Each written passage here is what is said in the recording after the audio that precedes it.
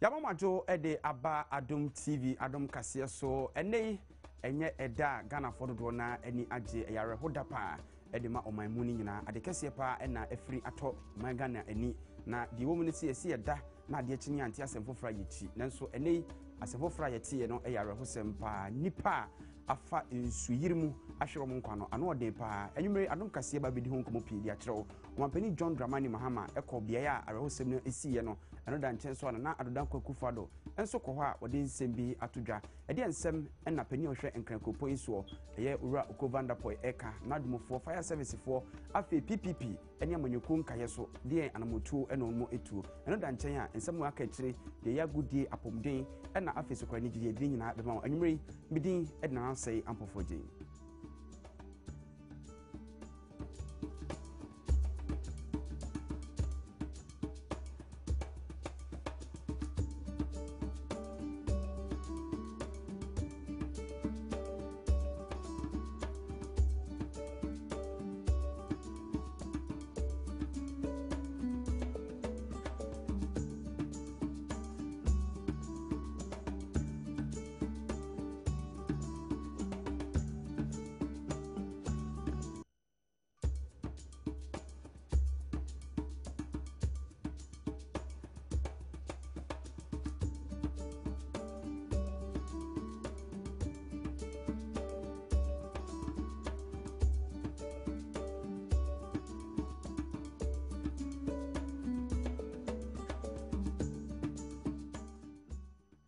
Yemonra ensem no mu ewo enkran krodua mu na ene dai arahosem a asie enya asem ketwa enya dai ene na asem no esie enra nwumre ena ensu hyase se egugu se die enim no yesi bosumi nsia kɔ bosumi nsum no dia na ye esutobre se die twedi ampunyankopɔn base yadom no ahyehye ne bre ene nabodie mu no na ebre no ensu no hyase se eto no se die nkran ha alane afihyiabo afibia no ensu esane a ekofa ha okese ba no enra de ne na eye adutwam abra ensu no esane esa no ukodru circular goil filling station a ewo ho ekamia ye se enkra no ene nkyiremu no ekokowie se ensu no yiri saa no se ewura asase na se mabia a wono ekora fa ho no ekufutu fra fa ho no enti na kyese ensu a adane eye susai a enam montin so ni nyina no na fa ho no bi afra eno na se de hwerema etwetwenwom no ekokofa eja ede eba ya nam so ema nipa bense wo ha ene aduo no se yano dem oye kasei de boro sakra a kyese enkra ne kyese ekeka ko besa henu afemu ahwere wo mo enkwa nipa dom a na ebinom eye wo mo a obedidwa apon a kyese nsuo no etoto saa no wo pepe bi agina se be nsuo gya ye obekofie na do na akobɔ chenku wo filling station ho eno da nkyɛn so a wo mo so tɔ ahodoɔ etwa ho ahia no so nipa dom empempem ewura bi mu na fe bi so epepe bi a wonom begina se be ya nsuo enwu wo mo so no wonom nyina nya se satoro nkyɛmu no ase okope bibia bedie na fe akwa hia enkwanhia wuo no yesi aboa kokuo kopɛ kokwa mutodi no kohia bofo a ɛdan na kom nti sɛ nipa ya wo pepe bia bata se be ya nsuo enyiri mfa wo mo no ewi akire na nsuo ɛfa wo mo na igya so ɛhye wo mabrɛ ho sempa na yemfiri ensɛm no so na yɛntoa so enko atorenkyɛm no akyi no ɛna no payi omanpani John Dramani Mahama wono ɛna Ghana omanyina ɛhyɛ ne nsa okase impuna ne impunu ɛnhyɛ na ɛhye adekyie mu a ɔte de asie sɛ nipa bɛboro ha ɛna ahwero mu nkwa ɛwɔ nkra ha sɛka honom no na apani entimi ntra na to so nti obanan ɛne mpanimfo kɔ hɔ a okoduru hɔ no ɔde nsɛm ahodo bi so tudwa yɛnkonkoti nsɛm a ɔmpani koduru hɔ no ɔde tudwa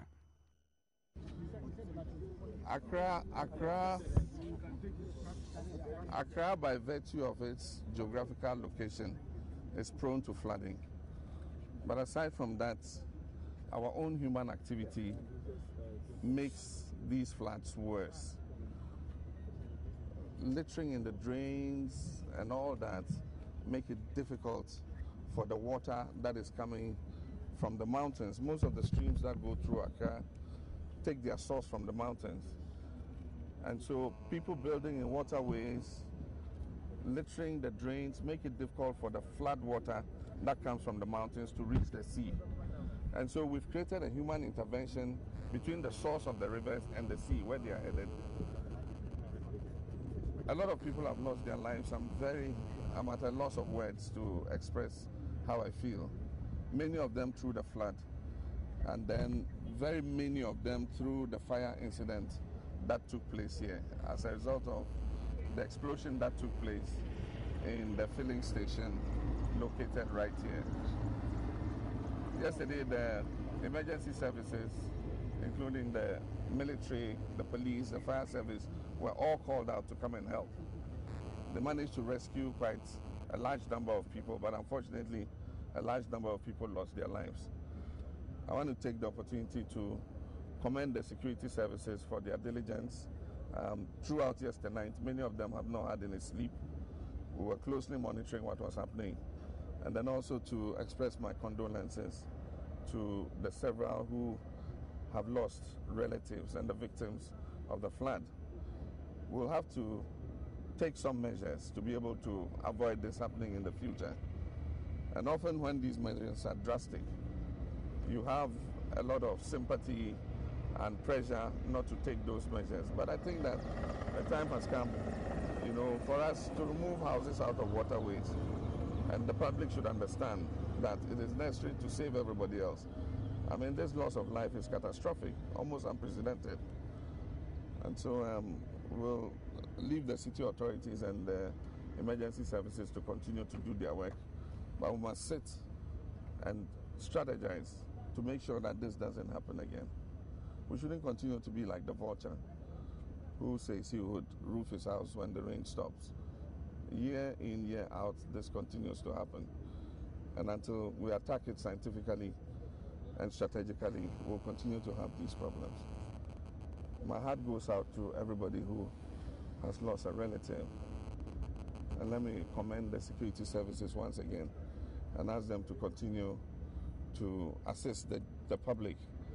I think that is going to be very difficult for business to be normal over the course of the day, and we will understand. If people are not able to come to work, we will understand what has happened.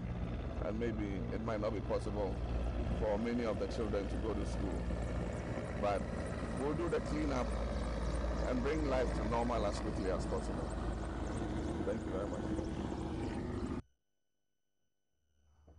Omampani John Dramani Mahama na ote se wode omanfo ekasa ne yano dema yekasa yi omampani ahye se nefuam yensa edi enum no yemfansi na yemfa entwa adwo emfama akra bebro wo ha yahwere ewo no atoro nchema esi enum ne chese 3 days of mourning ena we declare we ekoma Ghana dishe nyina ntunsi ahye tuntum ene kokko wo Adom TV so na enim de eko ena afi so kra na yese awiasem no sade to obi anya nyono na yinti yekabusua ho ene no mo edi sadwuma wasayi sika botene 60 million Ghana cedis opepe aduesia na chese wode eboa ama empanimfo atimi ede atoto na fe wode atiti yawo no ene mpokro mo ahwere japade no meka sei enipa makomako oha aduonu enum oha aduonu num 125 omamu ena mpanimfo ehunu omo a ewuwu empotamo se de yeti efri achimota teshi ene nungwa no ne ho keka ho de nka we eye circle de na esiye achese eno no age baabia no enipa wo ha aduonu enum na de wo mu ne se yeka yesi ensuo efa wa obetie no na mu no tan nyina echiru yeka se ensuo no to ama wagya dam no so ayema nti Ghana Water Company fo mpanifo wo mu nkra wo mu de emaye ne se enya nwanwa se anadwi akra no wo betue esuo no na fe eno nso a wo mutua de asem nam sanse dipe wo wagya na reportam so no etimi kotwi fo mu so ema asem fufuro sinti se de wo se yire yetamu pa de oni pieto no na wape danta na yemfre no so na yenko ensem fufuro mu a omampenda da flight lieutenant Jerry John Efujapata Rollins ono so boanan eko biaya a chese arwere husemi asie no no de kodu ono se kanyame ma ne caterpillar sisi ya kodi bedi nsamane won krankuru mu yie pa esanse nioma ba ko mienu bi ene abu ya ne aguso a ama saa ne yi a ya to renche mu afia no etu yentie nsem a omampenda da Jerry John Rollins so di tudwa. And here you are trying to distill the large gutters that are running through some of these areas. Yes, yeah. Meanwhile, people are putting up structures that's preventing the water from flowing into those huge gutters. Tolls, correct. There are other structures, trading structures here and there. The enforcement of the law, planning department, enforcement of the law. Yes. Stop people from using some roads yesterday. Some roads should have been blocked. Yeah. And that would have prevented it. Yeah. Okay. I guess we'll have to go and take a look at some other places too. Our presence here, I think, is holding things up. Okay? Congratulations. Keep it up. That's nice. Great.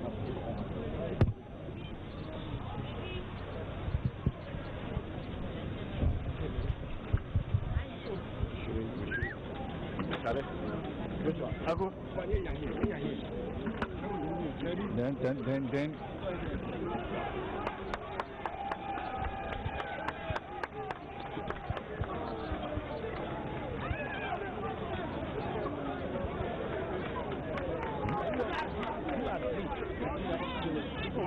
We are on TV.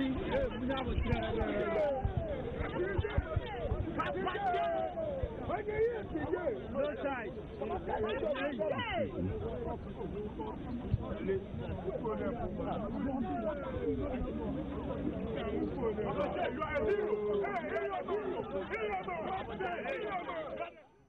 Enti na omampenda daje John Rollins ekopie ho nsem odi to dwa no de ekosie na adom kase de mu nkyeremu ede amamona yemfiri eno so na yenko ensem fufuro mu a na nana adodankwa ekufado no se franketufo de ma MPP wosunkokuru kwa manyoko no ono so kopie ho mpanifo se wafo di asere no wanyi bi asem ka kyerɛw ene se obawre ewu ne koba se atorenche mo ti sei afro wo man no na te se kwambia so memu mpanifo obia etena se a wontena ena afei de wabada yeso wote wa na atwene nsu no muti na so banan ekohunu di tuamu na nado kuduru ho no wode nsema wodo bi so atudwa.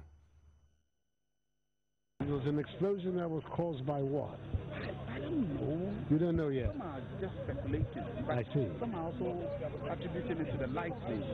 Some are also attributing it to a kiosk behind that caught fire as a result of the lightning. But you can't really tell what really sparked the fire. You can't really tell. And so the whole area. So there were people here? There were people here. Sheltering from the rain? Yes. And then the explosion came. Oh. And so This is terrible. The bodies are in the truck ahead of the ambulance. Oh, we have to go and have a look. Yeah. Okay. My goodness.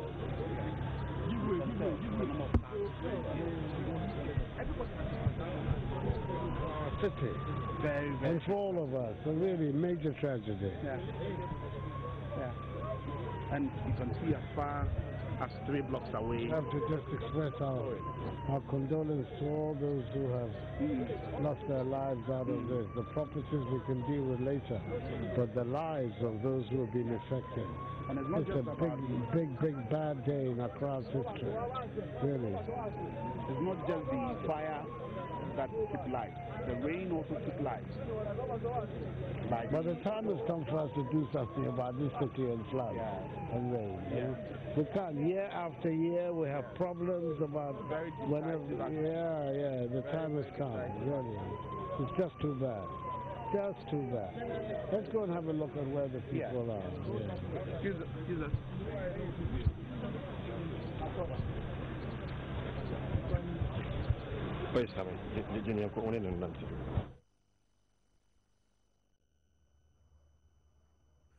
Nana adodankwa ekufuado ena wote se wode ne nsema hodo etu edwa no na unim se abanti a yede ne twam ase nanim ko no mepacho onye nipa kokko eja ebofa nanim ena ahoro na nipadua no esa na ma nanim adakọ no yarehosem akọwuo ene nkwanta ena waba no na owura mama yarga wono so yesoafo a wone na ehwe ye mpotemo na obade bobre emu enimde so no wono so akasa ede afato renchema esie ne de wose ye ede fa ho. I mean, clearly it's a terrible disaster, very terrible disaster, and a lot of factors. I mean, the president has already spoken. Most of it is because of the non-adherence to planning regulations, and we built at the wrong places, and we are carrying out some activities at the most inappropriate places, or we are carrying out activities at places where we haven't taken adequate measures to deal with the consequences of disasters like this. So one has to express condolences to the families of the victims for the meantime. But as I said earlier, we will take quick action to remedy the situation. But anytime you try to do the right thing, you have people coming up and protesting, and you have people even mobilizing to be against efforts to enforce building regulations. I mean, if we have to do the right thing, we have to demolish buildings. We have to close down filling stations that are sited at inappropriate places. Or we have to prevent people from building close to inappropriate places or places where there are already existing filling stations. And when that happens, you have problems with the landowners. They want to sell their land, they want people to use the land, and you are saying that land has to be left vacant because if they build, it will be too close to a filling station. So these are issues that we will work on, and we need your support. We need the support of the public. The EPA needs the support of the public. The Town and Country Planning Department needs the support of the public to enforce the zoning regulations, to enforce the building regulations. And so we will take action, but we need your support. All right, but many people have also asked about the fact that these recommendations, I mean, this is not the first time these recommendations are coming up. They come out all the time, but we seem to go back to the same situation whenever, we have floods. What is happening? If you listen to the president this morning, he adequately defined the problem. The sympathy that we tend to have with people who are building at the wrong places, the sympathy and the support that people selling land that shouldn't be sold get when you try to enforce the regulations, the sympathy and the pressure that is brought to bear on you as an enforcer of regulations when you refuse to issue a permit to somebody who has already built a filling station. And these days, I sit in my office, people troop into my office and report our EPA executive director that I have built my filling station and I'm looking for permit to open, and the EPA director will not give me permit. And I say, wait, you should have got the permit first before even building. Ora mama yarga ne swafa osisi wo hwebade bobre ene ye mpotamo eho nsem eso na bode mu nyansape na wote se wokasa no se yankasa so ye ka ho bi ene ye disam ema abete abonsuo to da bi asoden na afi so kra no ye mpato na ye nya humobro eno ene ye ne achese de wo se ye ne ntimi nya awiwie sei na obi bebisa se anye bia no eho behia se mpanifo betena ho se afehyiaboa na afi bia nsuo afadipa ekuno yakogina chichi ani ase anase wo si etu anamo ye ye de tene wei eye asemisa kese pai so banyansafo ibunu be yenka na sem yemfre no so na yenko Progressive People's Party prepapa preko PPP amanyuko no wonum so akasa ede afa atorenchemu a esi na yenkonko tinsemu a Dr. Papa Kwasindiom ede atodwa Arehosem wo esi Ghana hamenam so nti ene nipa be so ha na ekire ahwere won nko ewo subrane a enura etoye ma osioyi na afi ojanso ekopi ekire no ama amanyuku Progressive People's Party PPP onhwefo panyin wo man mu Kofi Asamoah Sean ede atodwa se ohwemu a enkrai kropon mra hyebedwo no munyamfo Oko Vanderpoy na duma oye no enso ani enti wonom PPP for de ono beka kire no ane se opanyin wonfa ne nsa nhye krata ase na wontwe ne ho mfiri ne dibre no so firi se enso yiriye ekoso ewo enkrai krodua mu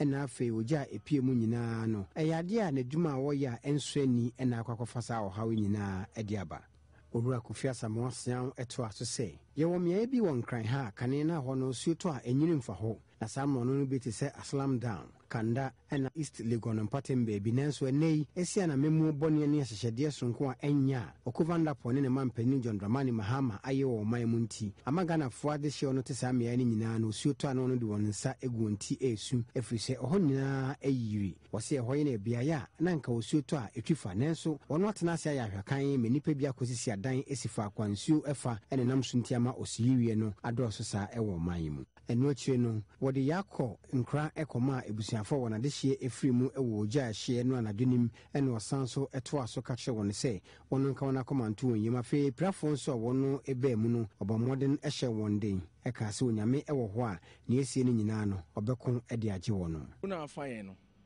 ene nipa na ewu no ebusuafo ne de ebemo mo yakọ ba ya ma yakọ sa fiti time in Susem a bank. What is government doing? Everything that happened yesterday is the fault of government. Or you who feel my any want to mean say me sit there in Zoom. Say me indiscipline. Na me sit there in Zoom. Why near the 2 year shed in Sase or me done in fear? The beer nipple, a beer nipple, and I find say a yabosum fee and a fish swan. As I say, you call Nikuya Pie, and I say June beer or my penny be call round in nipple no my yako, no my yako. Where yabosum sem, and then yabusia japade. Say Afibiano, yanko a yapae, and I am manipu no man penny mecasa. We should stop it. And up your casa, I say in Sonutofia Bri, and now Bessia fa. Yes, dance Ghana and baby, and I can baby, insulin baby. And to the man who and runs and own. I don't think you're to Abamano. He must understand that the Juma say, and your man and Koyen, or not to me now, or the Bema by yen your money and one toy. Opening about pictures in this one will be, or than the mamma soon. I don't think you're to Abamano. That be, and to be a why by Massano Manesino. It is your job to fix it. And now, Omanebuama, Minister for Communications, Dr. Omanebuama, or Casa, say, my phone numbers and or announcement say announcement assistant Minister for Communication that the mayor has resigned. Mayor way on Namho and I seek out the mammy for honor or that billboard and all the chance and the comb and also best mayor and Grasso they are going to offer mayor for film room Abba and I don't know a program no one who are to Renchama to Ghana for and the best mayor on any day.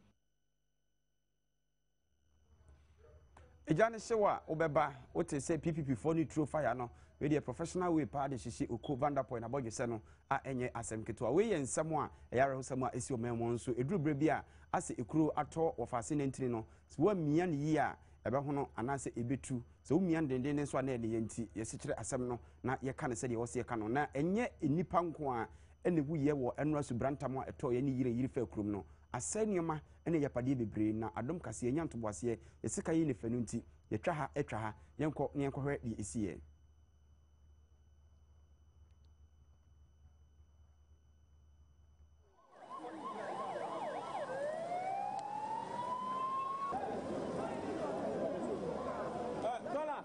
Dola wan wodi ano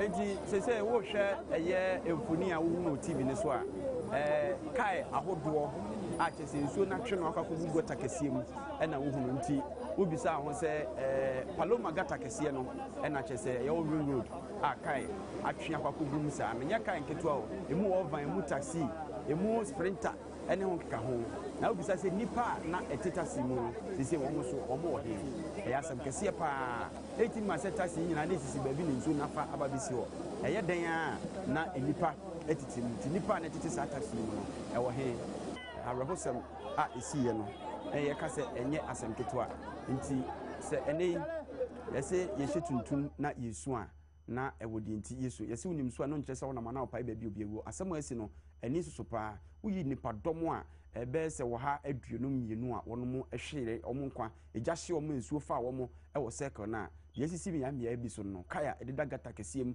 omo a womo te womo ka mu epake gina baabi se wo gina ama nsuo na to agyae womo te wa na nsuo no eduru womo eforo kai na atwe kai no deko nti nipa domo a efiri mu ne de ayisa da bere be na wotwe ne etimi asese etimi ehunu be ekosiye yenyina we so na yenye enkramra na yeba ye dia ka beto aso nemum wo osu ene ne mpɔtɛ mo baabi ampacho wo baabi papa bi agina woni baabi papa so gina na obenya baabi foforo na obeda yesi nsuo no ebeto wo su pa nti wo baabi ahwɛ nsuo betwa fa hɔ a na ɔda ho so yɛtwa ho mra ye ba de dia ka beto aso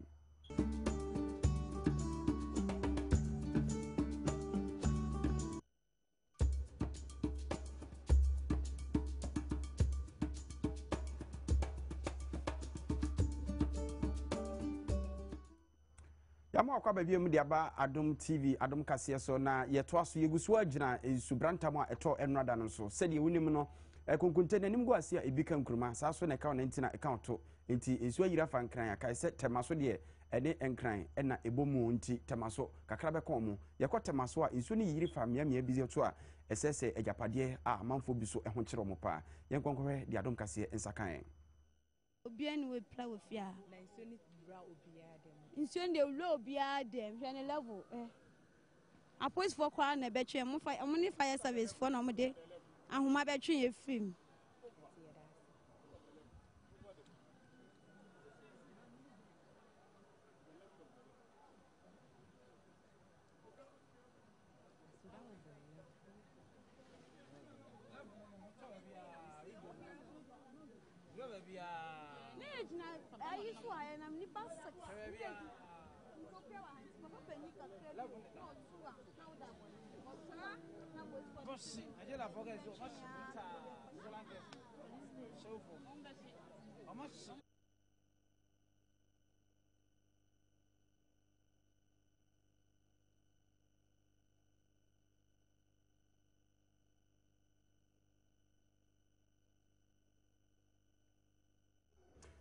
Free tema na yenko Santa Maria ewo nkran ha ehon so yesi na eni enyan pa na unko biafo mu bia obekasa unko a eni kuafo yehwe Santa Maria so adehye a ewo ho de ekọ mu ani na obi ho no mu a na chese deso emu no ogina ntenten saa ono a wonko all night ena ono so a wonko apesiri enso ogina ho a ewontimi tonkompo na kapeswada sanse enioma na enam omani so na ano odin obi woni dem a obehwe no na se TV ebo nko nsuo na apagya de nam soro woda wo mpam oni beba wo so no na se ediwayi aba beto abonten a arahosem a ekoso ene dan ni de agye se unya ani na unya botre se udi bedi akire na wahwe we nyina no eye kwantempo anka amanfo enam so kakrakra na dane gota kese pa eda hosa ensuiri adaroma enti de ekosiye ewo Santa Maria nempotem amanfo ena so obekọ adwuma so onko adwuma afi na wo yensese ahwe enuoma hodo a wahwe ewo subrantam a eto yenim enti enkran ha de ene ade eni na yahunu pa ewo nsutom ni nyina so empanimfo ene omanfo asoden eka ho bi sanse afi bia enim se dansebo a edu obosumi nsia ekọ nsuo no mu a nsuo no ebetiagu etigu a adwere be ne efa eyese pete da bia besia dan enso da bia na esutobere duru a na fei na atwe ne adwendwen yenkwankohwe afutuo kakra betimi dia ma ho enei se nsuo to se nsuo yire wo ye drobani ana ohyenkani na wutu kwan wonam baabi ekwan be na abefa so a obetwikan no abra wonkonya hawo ana sempo nsuo a eyire ebubu ne paba no enkonkonko mene wo Adom kase anyantobo se de yakoma so nti ye de wo fasa entity enti kakra ye de ekire no eye afutuo bia wonam wa akokohu se nsuo no eta baabi sa wadwen o se bia emu otia nti wobefam ukoto mu na no nse krodon afiri atomu a chese wo ho akire wawie sabre no wuntimi na wo ho ensan ochi na enie wokra atiasefo a no nsuo no ne tenten no bese inchi be dumienu pe hwe dumienu pe ebetimi afa ka keto ka kese no so no dumwotwe ekọ aduonu nan inchi no ebetimi afa nti wunim inchi asem na drobani na nim de ye kan ya na se inchi keto no kra no dadoa tenten pa no emienu eto aso a sa tenten ebetimi afa ka keto nti wonam na kopie bibisa so a ahomba aterma eye channel sabo kitimenti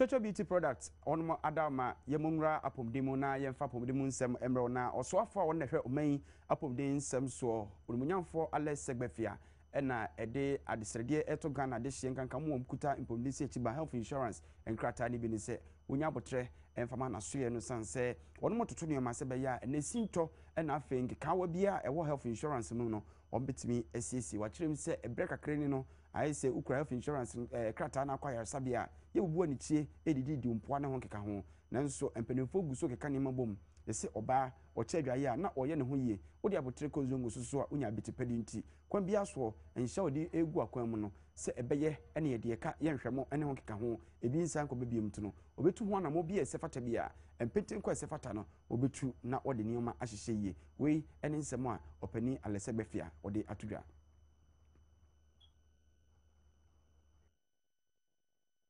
yanyina we so na yentwe ho nkomra ye ba ye di dwadie ene beto amoso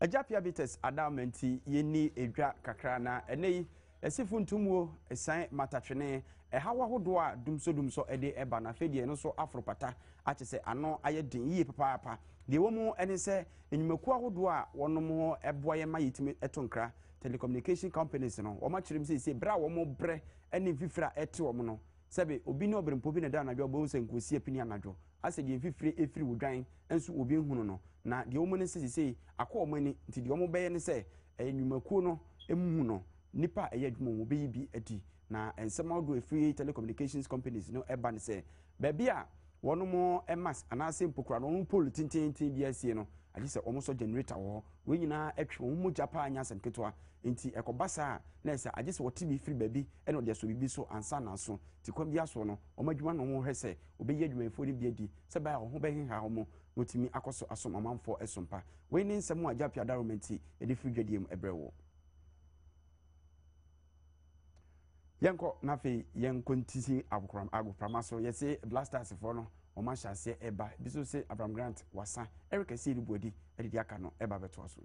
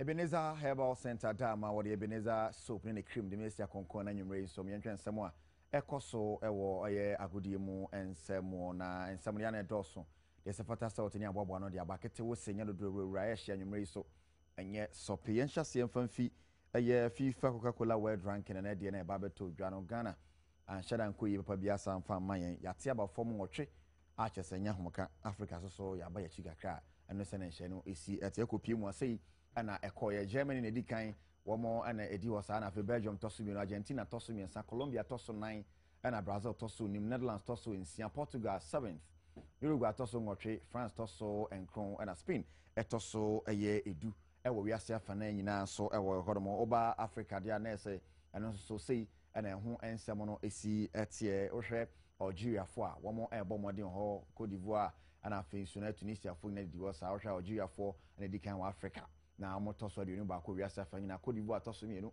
ɛwɔ Africa wiase afa nyinaa 24th Tunisia tɔ so mmiɛnsa ɛwɔ Africa wiase afa nyinaa tɔ so 29th Ghana tɔ so 9 ɛwɔ Africa wiase afa nyinaa 34th ɛna yɛ tɔ so Senegal tɔ so num wiase afa nyinaa 36th Cape Verde ɛtɔ so nsia wiase afa nyinaa tɔ so aduasa nwɔtwe Nigeria tɔ so nson Africa wiase nyinaa 43rd Guinea tɔ so nwɔtwe wiase nyinaa 45th ɛna Congo tɔ so nkron wiase nyinaa 47th Cameroon tɔ so du ɛwɔ Africa wiase nyinaa no wɔtɔ so aduanan nkron nso ɛwɔ hɔ.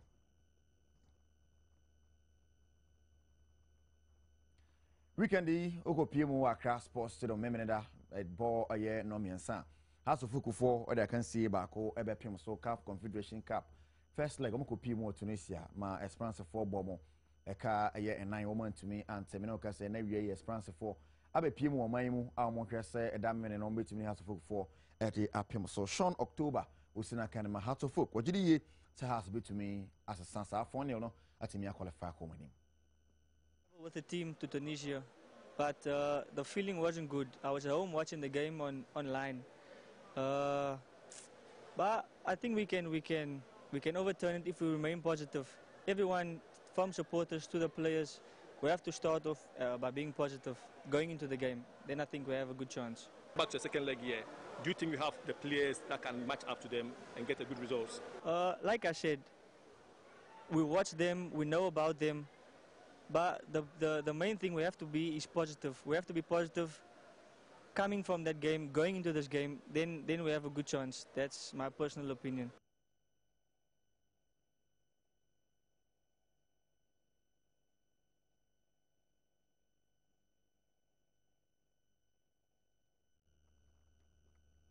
Adriana Stars for Akachi and Kopi Moher, Seneho, and so and Samo City weekend, the Ghana League, no San Babimu, Adriana Stars for near Bresa, Quambia, so more Ebeshe, now second run, no, or Master Money Money Net me for Akwashemu or top four, Chief Executive Officer of Adriana Stars, yeah, bet Comi, one Adom TV Trim Como, extra when he's wedding on the second round.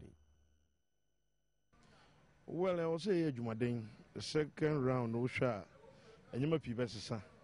In terms of dynamics, no, because a month for a per se, almost strategizing, almost team in the first round, second round, also we use the same kakra. Though we use the same players, no, also to be a bit to me, I'm a wejina ye. Into you good training so, Yamin Chad ye na elite cup ye wom, into year born, ye the preparatory matches.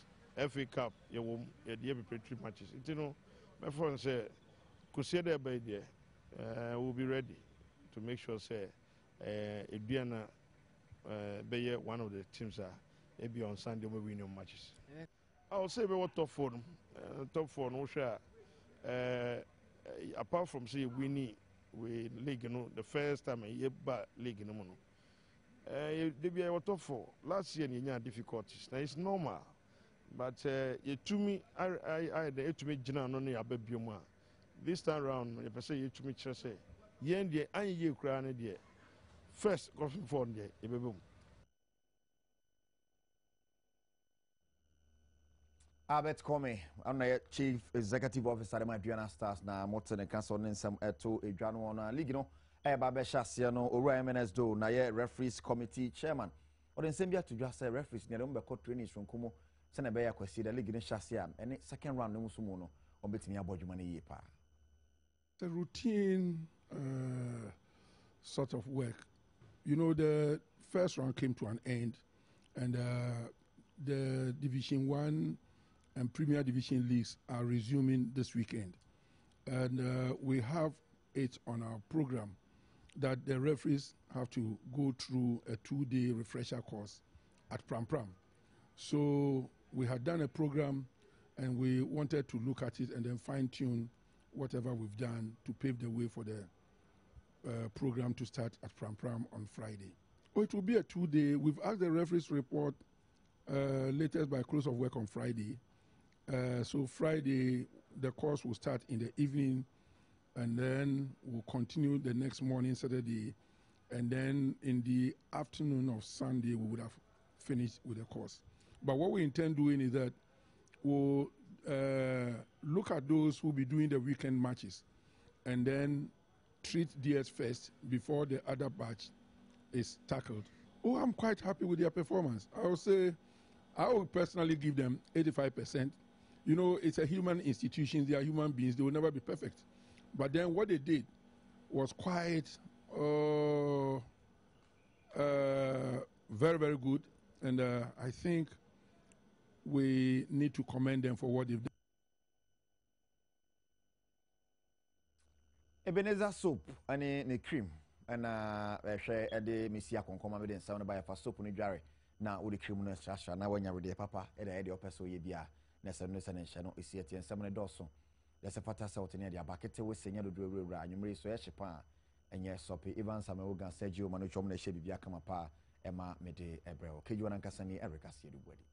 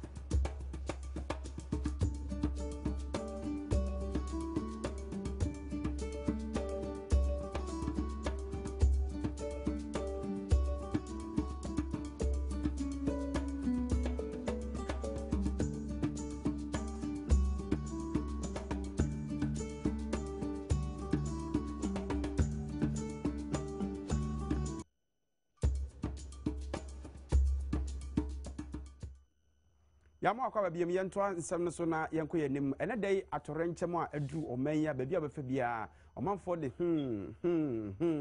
omanfo de duku aba omanyem omanpani John Dramani Mahama ene omanya hobambo mpanimfo ahia a cheswe hie wie no wahye se nefo amiensa a edi anim no yinsi wo na yemfa nsu nipa yahwere mo no wono ekra na nsem ne komodi ekoso no adom kase edi mu nkyiremu eto awso. We've just concluded a national crisis meeting of the National Security Council to review the national disasters that have hit our country, leading to what the security and emergency services have officially counted to be about 150 deaths. The official toll will be known after the search and rescue exercise is over. Earlier this morning, as early as 6:30 a.m., I visited the Kwame Nkrumah interchange area after spending the night and early dawn monitoring the situation and receiving briefings from my service commanders. A leakage from a ground service station located close to the Kwame Nkrumah interchange caused an explosion that killed many people who had sought shelter there from the torrential downpour that had inundated the city. The inferno quickly spread and engulfed a nearby pharmacy and several properties adjoining the fuel service station, claiming more casualties. It took extraordinary work by personnel of the Ghana Fire Service to prevent the fire from spreading to the Ghana Commercial Bank building close by. On behalf of the people of Ghana, I convey my sincerest sympathies to the families and relations of the persons affected by the fire disaster. Obviously, the casualties from the fire disaster increased because of the heavy rains and resultant flooding of many areas, including the immediate vicinity of the Goil service station. Over the past 3 days, various parts of Accra recorded varied measurements of torrential rainfall. The highest recorded amounted to 269.2 millimeters. This was far above the highest measurement of 180.4 millimeters that fell in Accra over a 2-day period last year. While floods are a natural characteristic of rivers and streams in their lower courses, our current priority now is to save lives and prevent any further suffering of our people. But beyond that, we will take the tough measures that are necessary to prevent such disasters from occurring in the future. The National Disaster Management Organization, the Hydrology Department of the Ministry of Water Resources, Works and Housing, and the city authorities will also work to coordinate the clearing and expansion of our waterways and the desilting of our drains. Drastic steps are necessary here if we are to permanently address this perennial problem. We'll intensify our efforts to expand and modernize our drainage system. In this endeavor, I request your understanding and the cooperation of Ghanaians to set right what has been wrong with our country for far too long. We cannot continue to allow a situation where the convenience of a few undermines the safety of many. Search and rescue operations will continue till the weekend, Sunday. On Monday, we will observe 3 days of national mourning for the victims of the fire disaster and the flooding. Flags will fly at half-mast from Monday for 3 days. Fellow Ghanaians, as we mourn the deceased today and the days ahead, let us work together as one team and one nation united in grief, but determined not to ever have a repeat of such a national disaster. I'll continue to count on your best intentions and efforts as we work together to heal the injured, console the bereaved families, and implement the strategies to avoid a recurrence in the future. I thank you very much. Omapani anu asem no yesi pani dware ya nensu ko asa yegyina we so na yemongura enegidie mu pebi kakra hwese bitimi dia giani a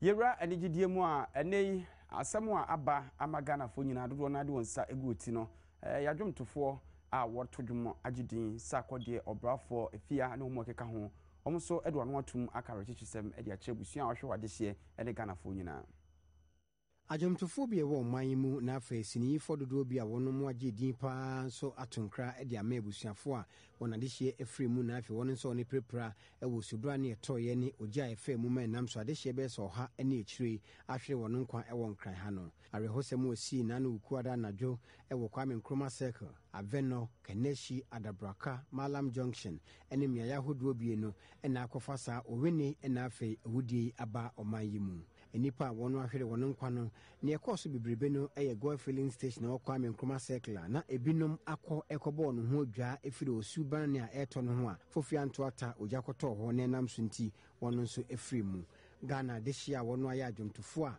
wono bo mode ne tonkra ede masafo yi a wono efiri mu no ebi ne sa akode obrafo kwa okase efia Reggie Rockstone Becca ena afi Kubolo ene wonom a wonom eka ho wonom se onyame ene wono toto asre no se woma ne nsanso wona woni prepra ne so ena afi busuan so na de hye num afiri mu wono onyame ma woni den hye akoma na ne obetumi esia na mu ahwe ade hye wono ogya wono kire ene nkoda no nyame emasafo no mpie ewa busuanim.